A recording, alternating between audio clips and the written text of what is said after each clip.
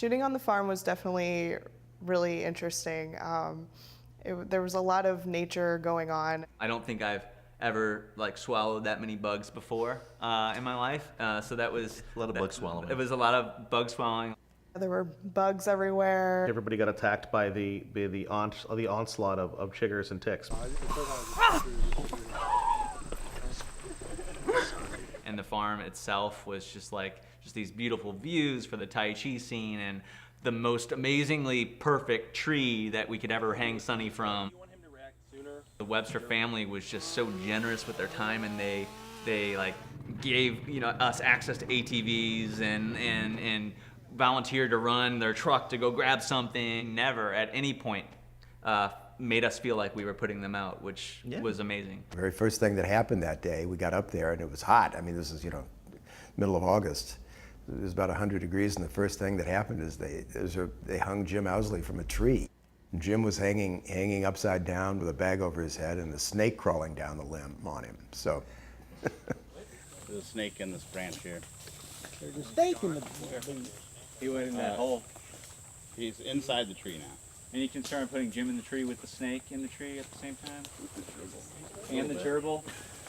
Will the snake eat the gerbil? Hanging Jim from a tree. Really, the interesting thing was, it was an homage to a Chuck Norris film. Missing in Action 2? 2. Yeah, don't be confused. Not 1 or 3, but 2. It's Missing in Action 2, and the scene where Chuck Norris is actually lifted up in the tree, and they put a rat. They agitate a rat, and they put it in this bag, and they put it over his head, and the bag's removed. A bloody bag is removed, and Chuck won. Chuck wins. Yeah.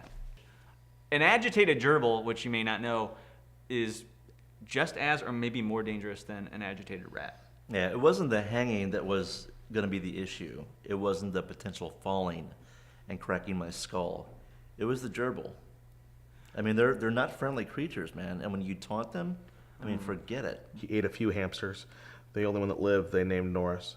The hamster Norris was trained at the studio, so he's a lot more internal, basically. And the guy, they can be difficult to work with sometimes. It took a little while to get Norris to talk to me and get that chemistry going, because the guy's been on a few sets, but he was a little bit apprehensive.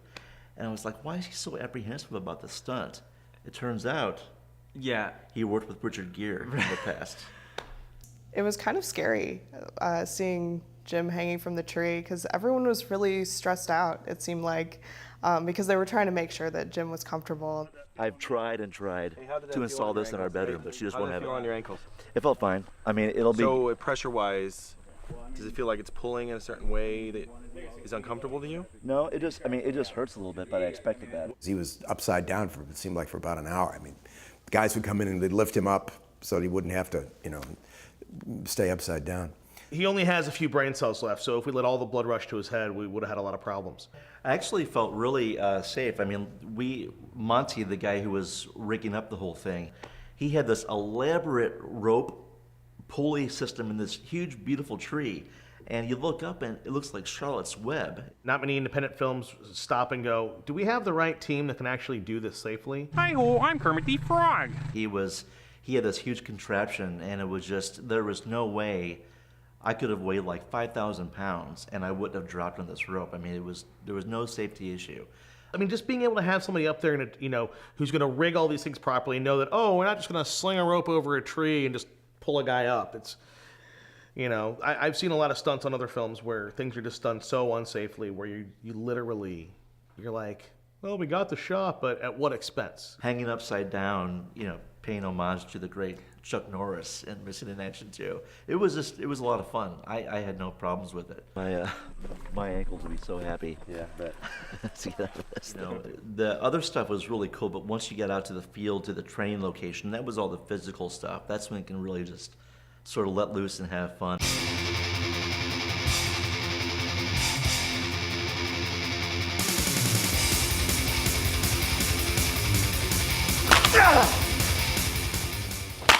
Maybe they were training him to be this super janitor that he's supposed to become. I'm the sensei, his karate master.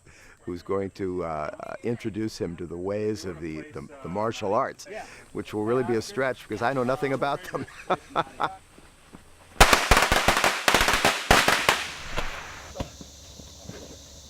Cut.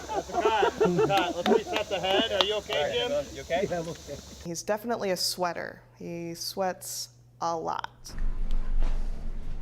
Have you ever seen someone sweat this much and have a head as big as mine? It's a dangerous cocktail. I bet you haven't seen that before. I've got a lot of passion for this, and I think that all that passion builds up and it just comes out of sweat. My favorite scene was the Tai Chi scene, was him and Peter improving these Tai Chi moves and then going into some kind of rock star slow motion. I have no experience at all with Tai Chi. And I gotta say that by the end of it seemed like we did it for about 20 minutes or so. I'm sure it was only about 3 or 4. But at the end of it, my thighs were about ready to give out. I was about ready to collapse. It's art, so I'm willing to pay that price. I've been on quite a few film projects and a lot of sets, and this was really one of the very best I've ever been on.